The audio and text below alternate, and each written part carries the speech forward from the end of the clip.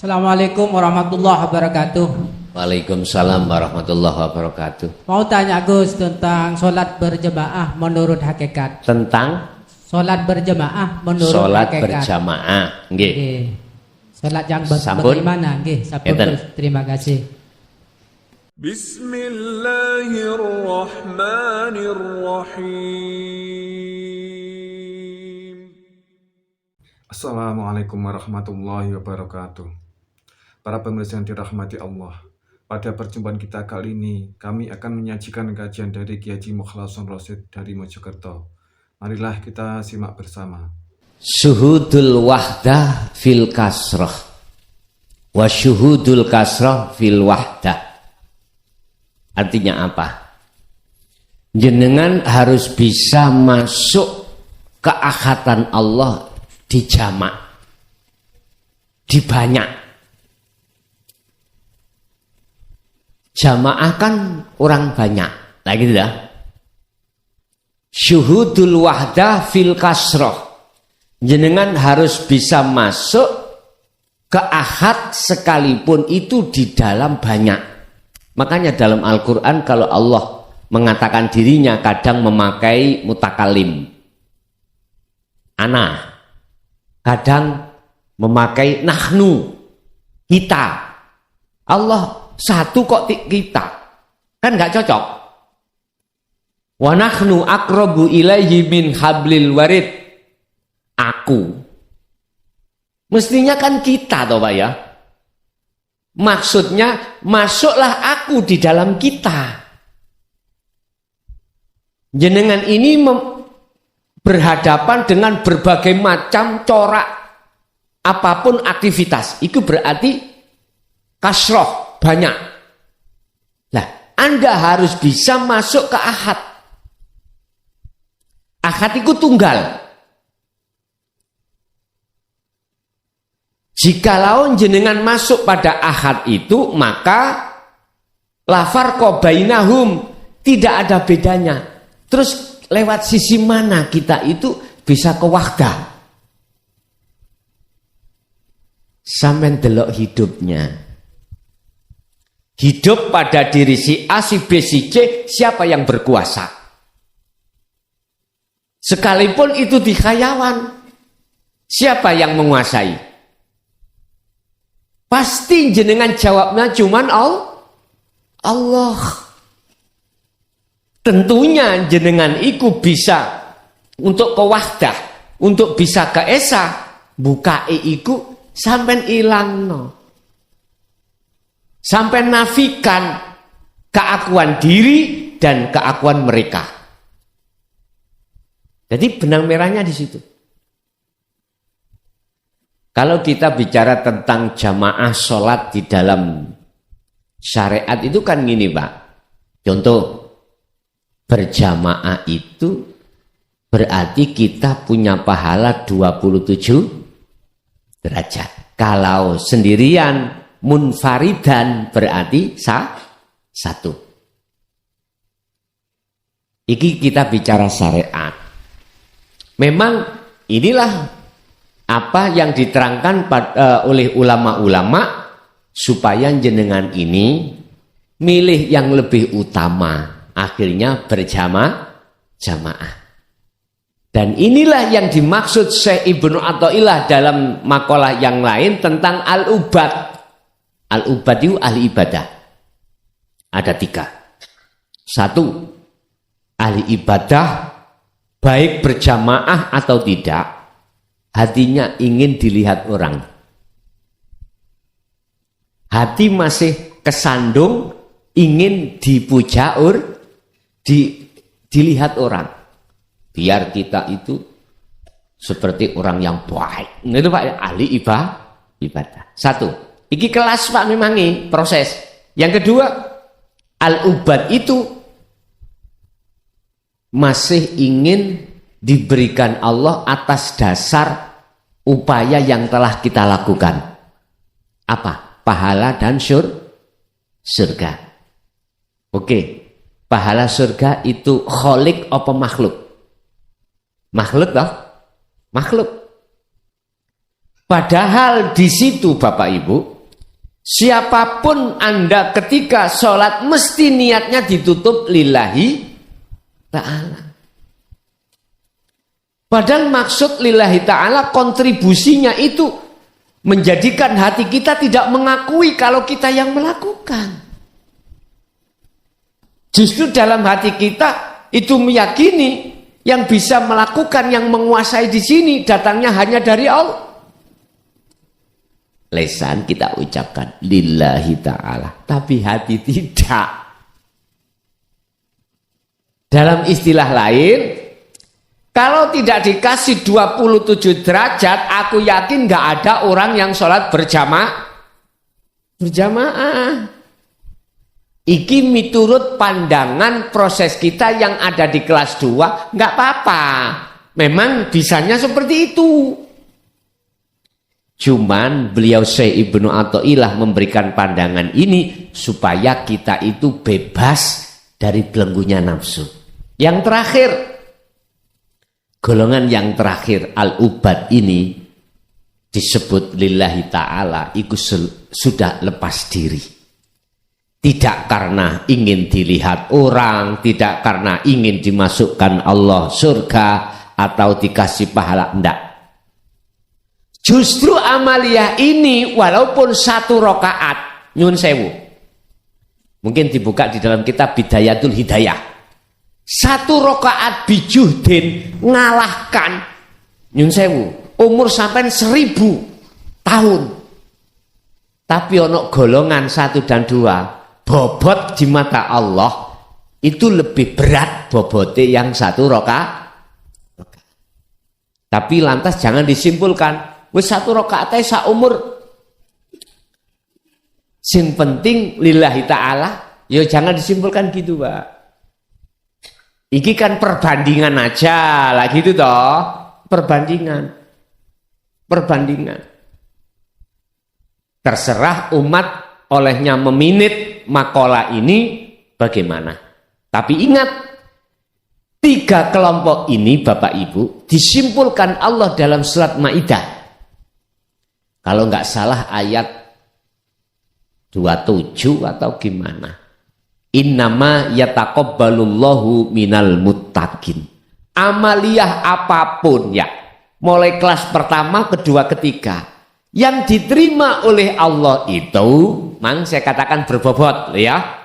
Sekarang saya katakan diterima itu bersumber dari hati yang bertakwa. Mengapa?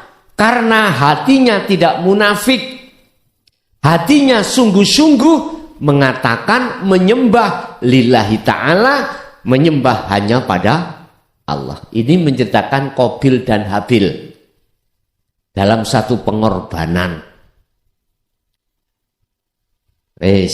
Bapak Ibu hadirin jamaah rahimakumullah, kembali kepada pertanyaan, secara hakikat sholat jamaah itu bagaimana? Yaitu sholat di mana hati sampeyan ini menghadapi 4 huruf. Berdiri, rukuk, sujud, duduk. Saya tidak bicara banyak orang, enggak. Kalau syariat dikatakan jamaah kan lebih dari 1 lah gitu loh. Bahkan banyak. Ini saya bicara dari sisi hakikat. Jenengan menghadapi sholat itu gerakan 4. Alif, lam, ha.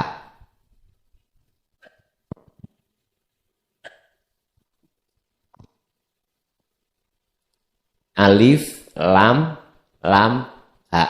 Bunyinya apa? Oke. Berdiri, rukuk, sujud, duduk. Inilah jamaah. Anda harus syuhudul wahdah. Ketika berdiri harus jenengan iki dalam keesaan. Rukuk dalam keesaan. Sujud dalam keesaan. Duduk dalam keadaan keesaan. Niki sing kula maksud syuhudul wahdah fil kasroh. Tatkala jenengan ada di sini, di titik sini, maka disitulah yang disebut sebagai pengabdian. Wa ma umiru lan ora den perintah sira kabeh illa liya'budullaha, kecuali untuk menyembah pada Allah, mukhlishina lahuddin, dalam keadaan ikhlas hati sampean beragama, hunafa, dengan sungguh-sungguh. Berarti sampean ketika berdiri, hatimu harus melakukan dzikir sirul asror, sebab dengan itulah akan terbuka hijab sampean rasa keakuan diri sebagai makhluk yang bisa berdiri. Akhirnya apa? Jangan heran, maksud keesaan umpama diomongkan, padahal gak boleh omongkan. Aku Allah yang berdiri, aku Allah yang rukuk, aku Allah yang sujud, aku Allah yang duduk. Kalau jenengan ruhaniyah hati masuk di wilayah ini, kok jenengan dilalaikan dengan urusan bacaan secara syar'i di dalam setiap gerakan ini? Jangan menjadikan kemamangan hati sampean untuk sah dan tidaknya amaliyah diterima. Jangan. Terkadang Allah juga melepaskan hatimu lalai dari syarat rukunnya sholat, syarat atau sah rukunnya salat.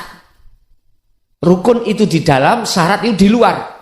Rukunnya sahnya sholat, Anda berdiri membaca Fatihah, iku lo lali. Duhur 4 rakaat, mestinya ini jadi 10 lali. Wala yusyakikan naka, Anda jangan ada mamang. Posisi Anda walaupun ketika saat syariatnya gak cocok. Duhur 4 rakaat kok menjadi mek 2. Ya nek jamak kosor, Pak. Wong iki gak jamak kosor ya, salat duhur secara syariah kok malah menjadi 10 rakaat. Wis, secara syariat memang tidak boleh. Tapi jenengan ini oleh karena hati dilalaikan oleh Allah dari perkara hitungan sebab nikmatnya, hatimu dibuka makrifat pada Allah, maka bisa terjadi seperti itu. Jangan pernah punya kemamangan hatimu itu akan perilaku seperti itu. Itu tanda jenengan diletakkan di makom khos. Iya Pak, akal lalai, hati yo lalai dengan sistem rukun sahnya sholat miturut syarek. Iki nek dadekno imam bahaya. Bahaya. Bahayani makmume. Bahayani makmume. Akhirnya rusak urusan makmume iki. Nah terus lebih baik bagaimana? Wis dia makmumai. Penak malahan. Tapi tetap sampean imamnya ya Allah. Sampean memandang hidup pada imam itu siapa? Allah juga. Makanya ada pertanyaan, ahli syuhud boleh enggak berimam terhadap ahli hijab? Boleh. Karena apa? Karena ahli syuhud mandangnya bukan makhluknya, tapi Allah sekalipun itu ahli hijab yang menjadi imam. Sehingga mengapa di situ kok setiap gerakan itu dinisbatkan, diumpamakan alif lam lam ha? Itu maksudnya supaya ketika Anda sholat itu hanya mengingat pada Allah. Aqimis sholah lidzikri. Tegakkan sholat semata-mata untuk ingat padaku. Bukan pada Allah loh ya. Saya bingung kan? Allah nama hilang Pak. Hadits qudsi sampeyan tinggali, jangan pernah kau menyembah namaku, sifatku atau zatku, tapi sembahlah aku. Innani anallah la ilaha illa ana fa'budni wa aqimis shalah li dzikri. Surat Toha ayat 14. Ini bisa terjadi kalau tauhid sampai sudah pada la ilaha illa ana. Kalau tidak sampai di situ nggak bisa, Pak. Artinya secara keilmuan teori kita itu diproses Allah. Di dalam tauhid, di dalam Al-Qur'annya la ilaha illallah pertama, yang kedua la ilaha illahua dalam thariqah, yang ketiga la ilaha illa anta dalam hakikat, keempat la ilaha illa ana. Pun baru lidzikri bisa dikatakan menyembah aku. Makanya waktu jenengan berdiri harus syuhudul wahdah fil kasroh, harus keesaan.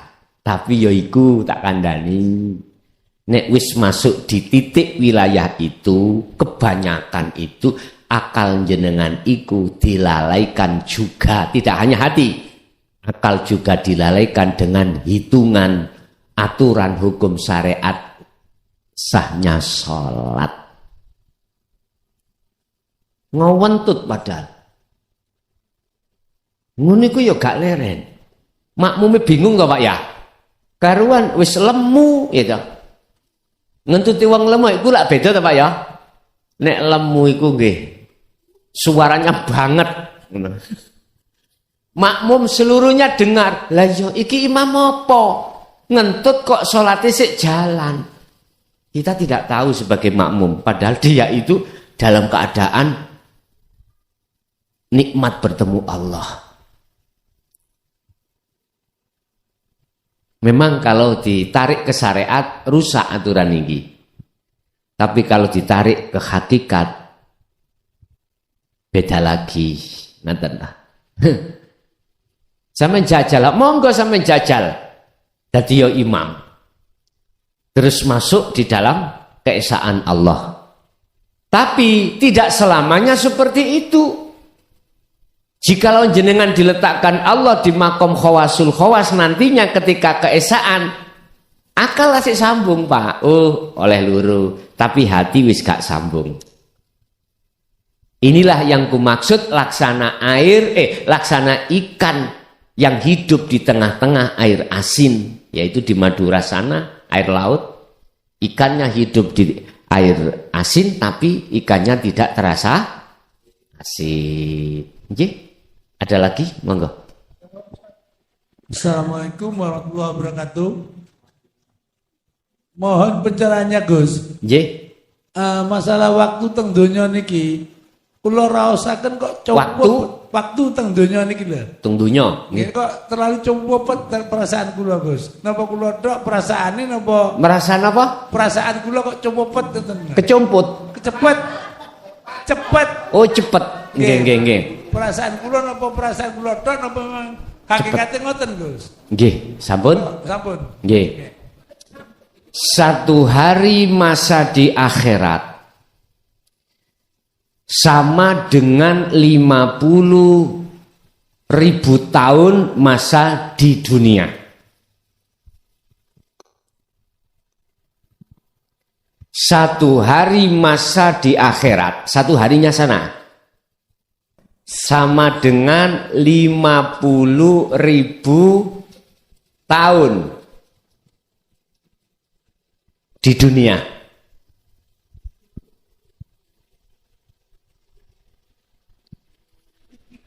Iki ngomong masa. Memang Bapak Ibu, kita akan memandang iku cepat karena toyul akhirah. Apa? Karena jenengan melihat masa akhirat. Mestinya gitu memangnya.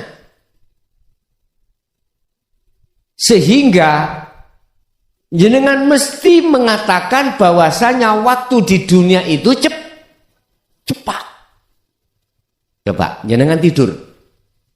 Mulai dari jam 7 habis sholat isya tidur. Sampai bangun subuh mesti terasa cepat. Jenengan gak usah tidur mulai jam 7 karena ada janjian dengan si doi. Jam 7 kita ketemuan di alun-alun. Coba sampean tunggu, gak usah tutup subuh. 3 jam aja menunggu datangnya si doi, gak datang-datang, lama mboten? Pasti lama. Karena hati kita melihat masa dunia. Lah untuk bisa melihat masa akhirat, kita harus masuk di akhirat. Kita bisanya masuk di akhirat karena dapat izin dari Allah. Dengan proses jenengan ini wajah tu wajhiya lilladzi fataras samawati wal ard, mengarahkan wajah ruh terhadap wajah Allah di akhirat. Jadi akhirat itu di tempat apapun. Itulah yang kumaksud pelepasan keakuan diri sebagai makhluk. Kalau jatuh di situ, udahlah, sudah masuk di situ. Terasa jenengan iki 7, 8, 9, 10, 11, 12, 1, 2, 3, 4. Berarti berapa jam ini? 9 jam. Terasa sampai iku dilut sekali. Cepat sekali. Niki aku boleh teringat simbah dawuh iku wong ning donya iku laksana mampir minum. Oh iya, ya pantas. Bagi siapa? Bagi orang-orang yang sudah bisa melihat alam akhir. Secara jasad silakan kita di dunia. Tapi secara ruhaniyah jenengan wajib untuk masuk di alam akhirat. Barang siapa saat di dunia akhirat itu gelap, maka di akhirat pun nanti akan gelap juga. Mangkana fi hatihi a'ma, barang siapa saat di dunia hatinya kok buta terhadap Allah, maka di akhirat pun juga buta. Wa adallu sabila, dan jalannya lebih gelap lagi, lebih sesat lagi. Makanya mengapa dulu orang tua kita berkata, Jung, siratal mustaqim iku laksana rambut disigar menjadi 7. Sulit, Jung. Gitu. Ternyata bukan maksudnya rambut ini disigar, Pak. Karena kebutaan hatinya ruh ini loh pada Allah. Masih ada penghalang, ada barzakh, ada dinding penutup antara ruh dengan Allah. Gelap yang terjadi. Walaupun jalannya lebar, orang buta berjalan di tempat jalan yang lebar, mesti nggak bisa lurus, Pak. Mesti menggak. Itu coba sendirilah. Itu ada jalan, nanti jenengan berjalan. Nggak bisa sampai lurus, mesti menggok. Sampai mata jenengan terpejam atau setidaknya ditutup dengan apapun. Yang ada kegelapan, udah jalan. Nggak akan pernah bisa sampai pada tujuan. Itu logikanya seperti itu. Di dunia ini mengapa Allah itu dekat kita tidak tahu, karena kita belum masuk di alam akhir. Wes titik. Idza sa'alaka ibadi fa inni qaribun. Muhammad, jikalau hambaku tanya tentang di mana aku, bagaimana aku, jawablah fa inni qaribun, sesungguhnya aku dekat. Mengapa tidak tahu? Karena kita terhalang dengan kita sendiri sebagai makhluk, terhalang dengan sifat basariyah. Nanti kita akan membahas sifat basariyah, wajib melepaskan itu. Lepaskan. Jadi trombolah basariyah itu untuk menuju basiroh. Jadi alam akhirat itu dekat. Allah itu dekat. Itu akan menjadi dekat bagi panjenengan yang sudah pelepasan diri. Jadi betul, Pak. Kalau sudah begitu, maka jenengan mesti mengatakan kehidupan dunia itu hanya sekejap atau cepat. Nggih. Ada lagi? Assalamualaikum warahmatullahi wabarakatuh. Waalaikumsalam warahmatullahi wabarakatuh. Nama saya Muhammad Abdul Muni dari Jatipurwo. Saya mau tanya Gus, sifat wujudnya Allah itu apa bisa dimiliki oleh manusia? Apa? Sifat wujudnya Allah itu. Sehatnya Allah. Sifat. Oh, sifat. Sifat wujudnya Agak Allah. dijauh dikit biar gak terlalu ngebas lah gitu. Sifat wujudnya Allah itu apa bisa dimiliki oleh manusia? Apa Mohon- bisa dimiliki? Oke. Mohon Oke. jawabannya. Inilah Bapak Ibu nanti akan saya bahas satu persatu. Aqaid seket yang di dalamnya itu sifat wajibnya Allah, sifat mokhal dan jaiznya Allah, yang di situ masuk di dalam sifat nafsiyah, salbiyah, ma'ani dan ma'nawiyah. Dari pertanyaan apakah sifat wajibnya Allah itu bisa dimiliki oleh setiap diri manusia? Ini pertanyaan. Baik. Oke, kita masuk dalam sifat nafsiyahnya Allah. Pertama adalah wujud. Atau sifat ma'ani Allah mulai dari kudrat, irodat, ilmu, hayat, sama, basor, kalam. Apakah bisa dimiliki oleh umat manusia? Tinggal jawaban saya dari arah mana? Kalau dari arah kacamata syariat seakan-akan bisa. Syariat loh Pak ya. Dengan bentuk Allah meletakkan sifat ilmu, sifat sama, basor, kalam dan lain sebagainya sehingga terjadi sifat itu pada diri kita. Kalam berarti berucap. Buktinya saya bisa berucap. Oleh sebab Allah meletakkan sifat kalamnya pada diri kita, yang asalnya kita bisu, terus diletaki Allah sifat kalam, yang di dalam kalam itu ada nafas, nufus, anfus, tanafus, 4 perkara jadi satu menjadi kalam, maka seakan-akan kita bisa berkalam. Dilihat dari sisi syariat kacamata, bisa seakan-akan jikalau Allah mengizini kita. Tapi kalau saya tarik dari sisi hakikat, nggak bisa. Iku hak mutlak, sifat wajibnya Allah, nggak boleh dimiliki oleh makhluk, terutama manusia, nggak bisa. Sifat kudrat, irodah, kekuatan, kehendak juga begitu. Kan kita sudah tahu rumus la haula wala quwata illa billah. Itu sebagai batu loncatan untuk kita itu tidak mengakui apa yang terjadi sifatnya Allah dalam diri kita itu sifat kita. Jadi secara hakikat gak bisa Pak. Umpama Allah tidak mengizini meletakkan sifat kalamnya pada diri saya, malam hari ini saya bisu, gak bisa ngomong, gak bisa. Mohon maaf, sekarang kita bedakan aja antara sifat wajib dan sifat mokhal.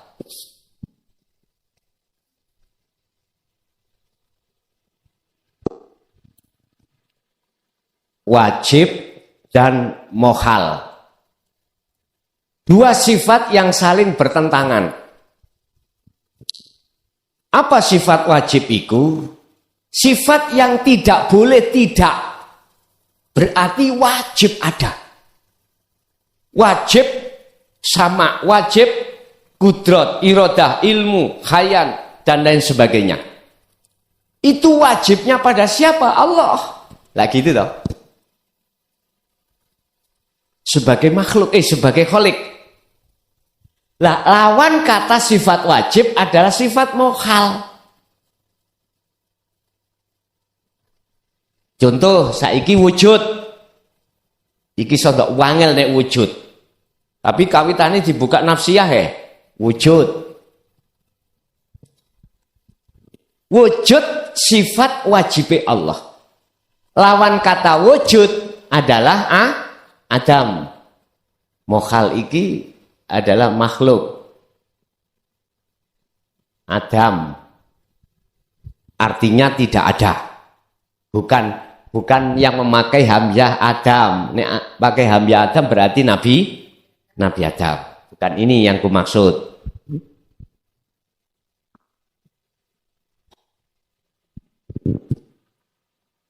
Kalau toh wujud itu menjadi sifat wajib Allah, lawane wujud itu adalah Adam, maka sifat Adam itu jadi wajibnya makhluk, dan sifat Adam menjadi sifat mokhalnya Allah.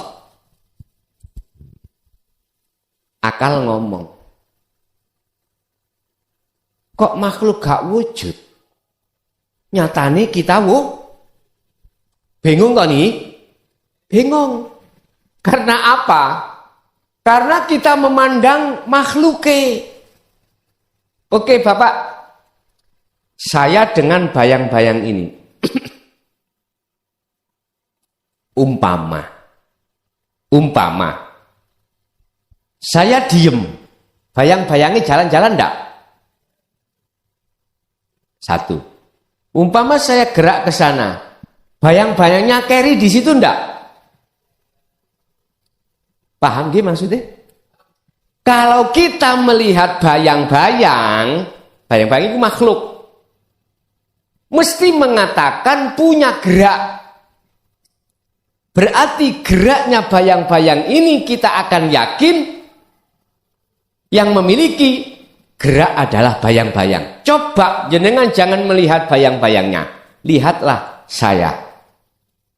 Pasti Anda akan beriman yang punya gerak itu saya. Sama dengan wujud. Jangan melihat wujud itu tampil pada diri makhluk. Lihatlah wujud yang tampil pada diri Allah. Baru Anda akan mengatakan bahwasanya Adam, sifat Adam itu sifat wajibnya makhluk. Dan menjadi sifat mokhalnya Allah. Jadi secara hakikat saya jawab tidak akan pernah ada cerita selain Allah itu punya sifat wajibnya Allah. Contoh wujud. Nah ini nanti dalam Ramadan saya kupas satu persatu. Wujud itu bagaimana? Hitam bagaimana? Dan seterusnya. Dan jenengan bila mana ada waktu untuk bermukim silahkan bermukim. Bila mana enggak punya waktu bisa dilihat lewat streaming. Insya Allah nanti habis asar itu saya ngaji Ikhya, malamnya langsung dasar tauhid. Yang akan kusampaikan adalah aqaid 50 itu. Mungkin ya sampai 15 hari lah Pak, paling lama. Paling lama 15 hari. Jadi nek jenengan di rumah nggak ada kerjaan, ready, longgar, silakan untuk bermukim di sana.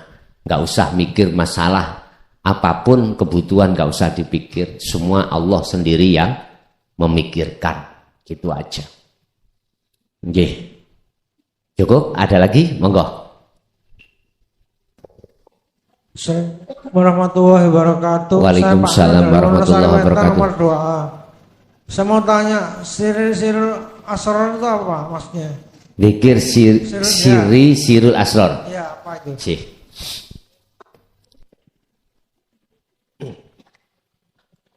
Apa yang dimaksud zikir siri dan sirul asrar?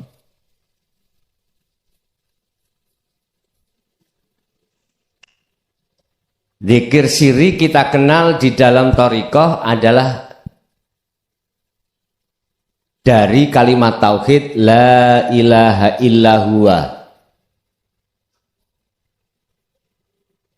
Kalau jahri kita kenal di dalam syariat la ilaha illallah. Huwa itu bahasa Arab artinya dia. Kalau kita bicara dia, mukhotabnya itu jauh, Pak. Subjeknya itu tidak di sini. Misalkan contoh, jenengan berkata dengan si A dan si B. Terus berhubung si C tidak ada di situ, si A, si B ada di situ membicarakan tentang si C. Mesti jawabnya huwa alias dia. Makanya jenengan dulu kita itu kalau kita bicara Allah mesti duding atas. Apa yang maha kuasa di atas? Lah gitu dah. Nggak mungkin apa yang maha kuasa di bawah. Nggak mungkin. Mesti dudingnya ada, telunjuk di atas. Kita menganggap bahwasanya Allah di atas aras, ayatnya ada Pak niki. Di atas langit 7 ada aras, Allah bersemayam di sana. Allah duduk di atas aras sana. Angan-angannya kita jauh. Padahal Gusti Allah iku ning awake dhewe. Enggak apa-apa itu proses memang, jangan disalahkan. Itu proses kita dulu memang gitu. Nabi Ibrahim aja ketika sebelum ini wajah tu wajia lilladzi fataras samawati wal ardo hanifan wa ma ana minal musyrikin, dia ngalami kok. Bintang pernah dianggap Tuhan, bulan, matahari. Terus sadar bintang itu yo enggak kekal, bulan yo enggak datang lagi, matahari juga surup. Oh bukan, berarti itu bukan Allah. Sama jenengan nggih ngoten. Pun dzikir sirri ya. Itu biasanya kita lakukan di dalam hati, itu ngucap Allahu Allah sambil irama masuk nafas. Itu pendidikan di thariqah kita memang begitu Pak. Dilatih kita untuk berzikir ismudat dalam hati, tidak di lesan. Kalau di lesan itu syariat. Kalau di hati itu thariqah, diucap, masih diucap Allah. Allah dalam hati lewat nafas terus. Ketika jenengan berthariqah dan melaksanakan dzikir khafi atau dzikir siri ini, aku tanya, tapi jangan dijawab. Jenengan yang sudah di thariqah apapun ini gila. Pertanyaan aku ada dua. Sama enggak dengan apa yang pernah ku alami? Pertama, sudah berapa tahun jenengan iki berzikir saat kholwat itu, saat suluk menuju wusul Allah? Berapa tahun? Enggak usah dijawab. Sebab ada yang berapa bulan lah gitu ya. Yang kedua, sudahkah Anda segitu lamanya? Ada yang 1 tahun, bahkan 5 tahun, bahkan 10 tahun, bahkan ada yang 20 tahun. Sudahkah Anda itu ketika suluk wusul bertemu Allah? Gak usah dijawab. Cuman iklam, ketahuilah. Jikalau Anda tidak mengerti dan masuk dan membawa kunci sirul asr ini, dzikir sirul asr, miturut etika dan sistematis, mboten saged. Karena benang merah belum sampean tarik. Karena keakuan diri makhluk yang bersolok, yang berzikir belum nafi. Mohon maaf. Mohon maaf manakala keterangan ini menjadi cambuk pada kita. Sebetulnya itu Allah mendatangkan pemahaman la ilaha illa anta. Kalau kita bicara anta, tidak jauh, Pak. Anta berarti kamu, engkau. Nah, engkau berarti di depan. Artinya dalam hatimu Allah sudah terasa dekat di depan. Inilah yang Kanjeng Nabi dawuh tentang ihsan. Islam, iman, ihsan. Iman jenengan sudah ihsan karena Allah sudah merasa dekat. Dirimu sudah merasa dekat kalau Allah itu. Anta budallaha ka'annaka taroh. Ketika malaikat Jibril bertanya kepada Muhammad, apa pengertian ihsan? Dijawab oleh Kanjeng Nabi tadi.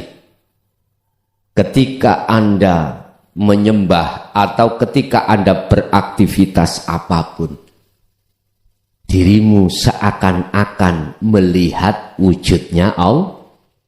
Fa'ilam taroh. Apabila kau tidak termasuk golongan seakan-akan bisa melihat Allah dalam hal sebagai subjek atau isim fa'il, fa'ilam taroh. Apabila kau tidak masuk di situ, fa'ilam taroh. Apabila kau tidak tahu tentang masalah wujudnya Allah, apa jawabannya? Ya rohu, kau merasa kalau kau selalu dilihat Allah.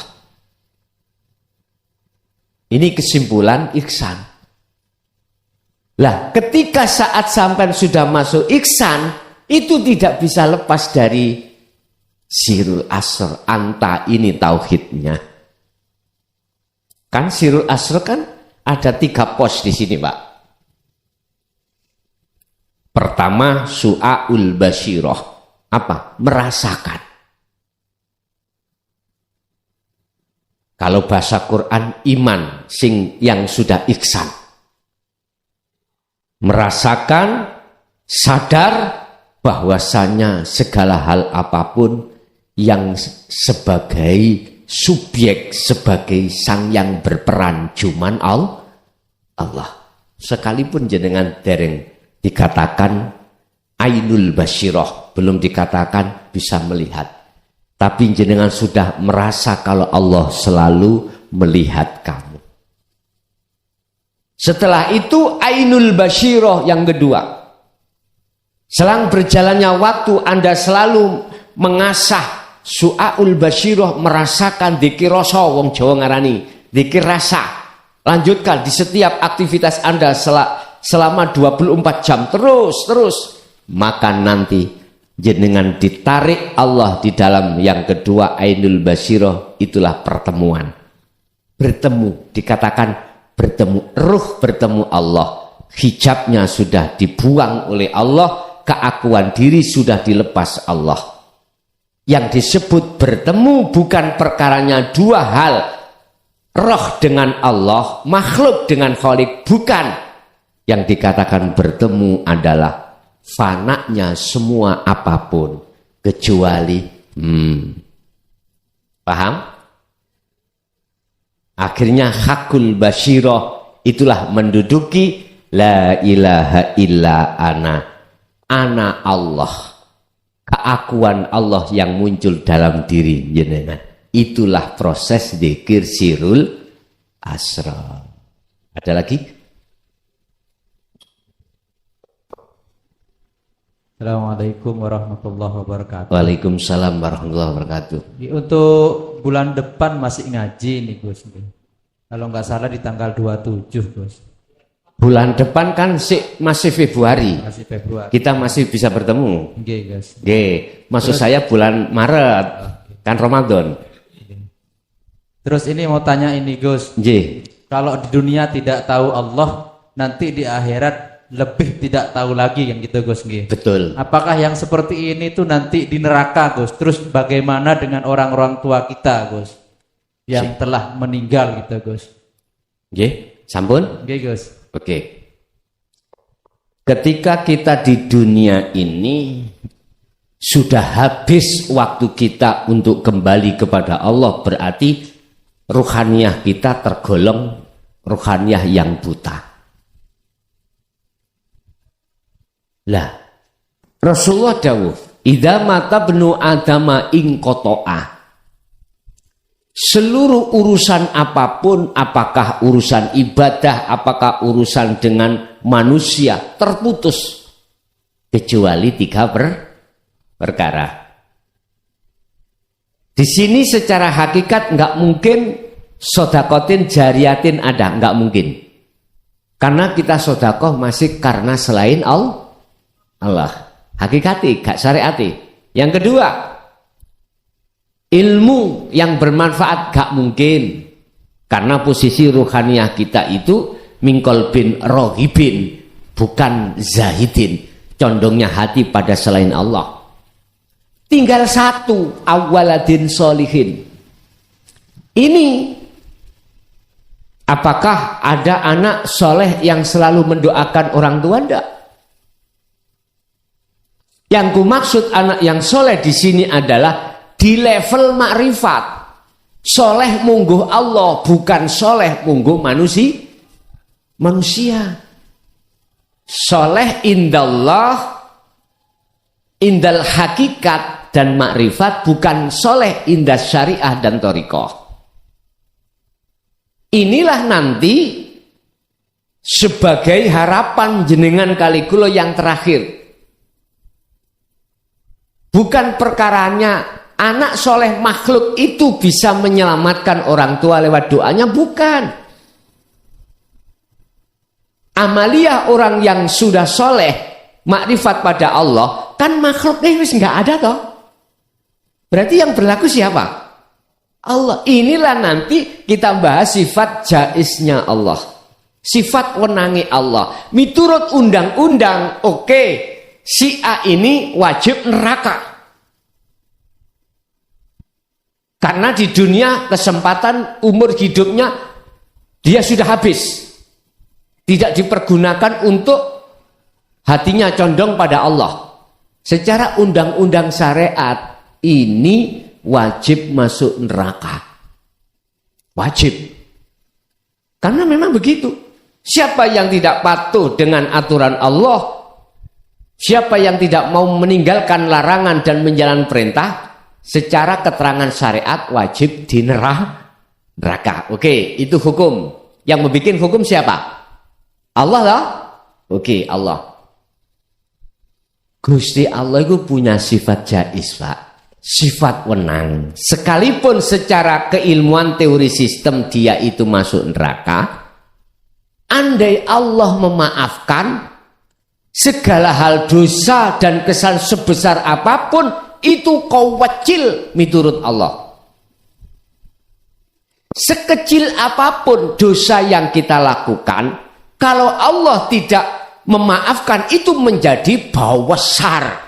Bukan besar, bawasar. Berarti besar kuadrat nih, ya.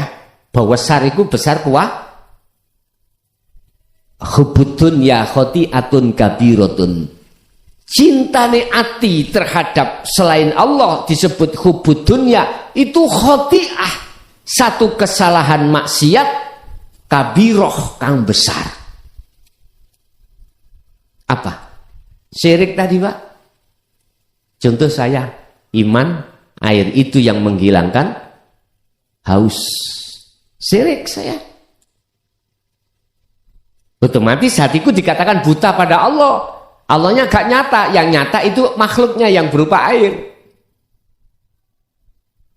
Tinggal nanti setelah kita mati, adakah anak soleh yang mau mendoakan pada kita sebagai orang tua? Kalau nggak ada, ya udah, kholidina fiha abadan.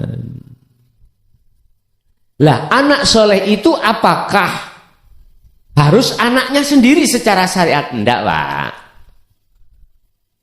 Bahasanya awaladin. Secara lugot walad itu adalah anak. Anak itu bisa jadi pengertian anak adalah teman, suami, istri, saudara, siapapun. Tatkala di situ dia makrifat pada Allah, kok ya mendoakan pada kita yang sudah meninggal, posisi kita itu adalah ahli adab, maka pasti diampuni Allah. Karena Allah sendiri, bukan orangnya. Paham nggih? Bukan orangnya. Makanya mengapa kita orang-orang Nahdliyin itu suka tahlil, ngundang tetangga. Hari pertama, kedua, ketiga, biasanya kan gitu Pak ya. Mengapa ngundangnya itu kok gak hanya kiri kanan aja, 2 orang. 1 RT kadang. Itu sebetulnya ketahuilah barangkali di antara warga itu ada walinya Allah, ada kekasihnya Allah. Sebab kekasih Allah itu tidak harus secara fisik itu baik, enggak. Allah bisa meletakkan kekasihnya menjadi pedagang, menjadi tukang apa? Didol yang kita jual rombengan itu loh. Rosok. Allah tidak hanya meletakkan kekasihnya selalu berdakwah, selalu ngaji, selalu enggak. Kadang-kadang di situ banyak menjadi musuh Allah kok. Itu Pak. Allah juga, pokoknya Allah itu berbagai macam cara lah Pak. Kekasihnya itu dicetak menjadi yang bagaimana. Bahkan nyun sewu. Ada kekasih Allah itu dari unsur 21. Paham nggih 21 nggih? Ya wis, gak usah tak lalar-lalar. Bisa jadi. Tetapi kalau di situ tidak menemukan sama sekali, betul, khalidina fiha abadan. Berarti sifat jaiznya Allah tidak turun. Sama Pak, kita secara syar'i melanggar undang-undang pasal berapa, akhirnya kita mau ditetapkan ingkrah atau ketetapan hukum, kita di situ akan menghadapi beberapa proses sidik, P21, kejaksaan, dihadapkan ke pengadilan. Umpama kita miturut aturan undang-undang, pelanggaran itu kita itu dijatuhi hukuman 1 tahun. Misalkan ya, nek hakimnya membebaskan sifat jaiz, isok ngomong apa kita? Lah hakim membebaskan itu mesti ada wasilah, ada tali dengan terdakwah. Entah itu mohon maaf konconya dewi, ponakane, bisa jadi karena kasure iki lemeke kau wandel. Paham nggih maksudnya? Lu macam-macam. Bisa bebas, bisa dikurangi. Iku urusane hakim, kewenangan hakim. Terserah. Logikanya seperti itulah Pak. Yang jelas tidak lepas dari kewenangan sifat jaiz. Undang-undang kita, kita ya. Si A itu berkorupsi begini. Undang-undangnya mengatakan 5 tahun. Bisa Pak dimanipulasi. Dengan diambilkan pasal yang lain dan lain sebagainya. Sekiranya ringan bagaimana, bahkan bisa bebas. Alat bukti dihilangkan. Lah, paling yang ngomong sing rame gegeran ya media, sampean kali kula sing gak cocok protes. Bisa apa? Akhirnya celah hukum dari dari pengadilan daerah itu jenenge apa Pak? PN. Ada celah hukum PT, pengadilan tinggi. Berarti banding. Tetap bebas, jenengan dikasih sebagai penggugat, dikasih celah hukum lagi ke Jakarta. Apa namanya itu? Kasasi ya nih. Kasasi. Kasasi apa? Oh, ya wis pokoknya Jakarta, ngoten doh. Celah hukum. Tapi nek wis terakhir ono presiden tetap mengatakan bebas, hukum yang ada yang sudah diputuskan itu, hukum yang ada tertera pasar ini 5 tahun gak jalan karena sifat jaiz. Sama dengan jenengan ketika saat di dunia kita buta pada Allah, hukum ning Quran surat Al-Isra ayat 72 mesti gelap di akhirat. Ini manakala tidak ada sifat wajib, sifat jaiznya Allah turun. Sifat jaiznya Allah turun disebabkan karena itu tadi bahasa syariat awaladin solihin. Ada anak yang sudah makrifat mendoakan orang tua. Makanya ondok no anak peyaniki gak duwe kayak anu ondok no tetep. Tapi sampeyan delok pondoke ya. Ojo pondok indah iku. Pondok sing ngayomi yang mendidik terhadap anak-anak kita tentang ilmu tauhid. Iku. Nek urusan ilmu alat, ilmu fikih, ilmu apa itu proses. Yang penting ada ilmu tasawufnya, ilmu hakikat ma'rifatnya. Beres wis. Saya tidak promosi, ndak. Cuman saya sedikit banyaknya tahu mana pondok yang membahas tentang itu. Ngoten. Nggih. Masih ada? Terus sampun, Mbah. Nggih. Bapak Ibu hadirin jamaah rahimakumullah, barangkali jenengan yang tidak kebagian karena pertanyaan karena memang kita waktu terbatas, bisa untuk lewat WA di nomor saya pertanyaannya gitu. Mulai awal sampai akhir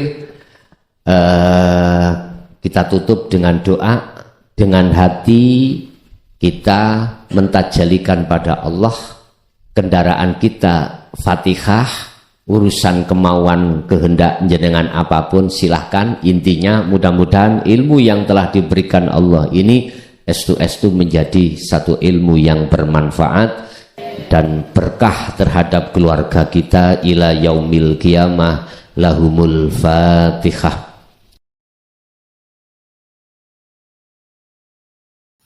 Alhamdulillah telah kita simak bersama kajian dari Kiai Haji Mukhlason Rosyid, pengasuh Pondok Pesantren Miftahul Ulum Jaya Baru, yang tepatnya beralamat di Jalan Perjuangan, Dusun Glonggongan, Desa Sumbertebu, Kecamatan Bangsal, Kabupaten Mojokerto, Jawa Timur, yang menekankan pendidikan holistik yang fokus pada ilmu tauhid dan tasawuf. Beliau juga menekankan pentingnya mempelajari Islam secara mendalam, tidak hanya aspek lahiriah saja, tetapi juga secara batiniah. Beliau juga mengajak para pendengarnya untuk mempelajari Islam tidak hanya secara tekstual saja, tapi juga memaknainya secara spiritual. Semoga kajian-kajian dari beliau bisa kita petik hikmah dan manfaatnya, sehingga membawa keberkahan kepada kita di dunia dan akhirat. Amin ya rabbal alamin. Akhirul kalam, wassalamualaikum warahmatullahi wabarakatuh.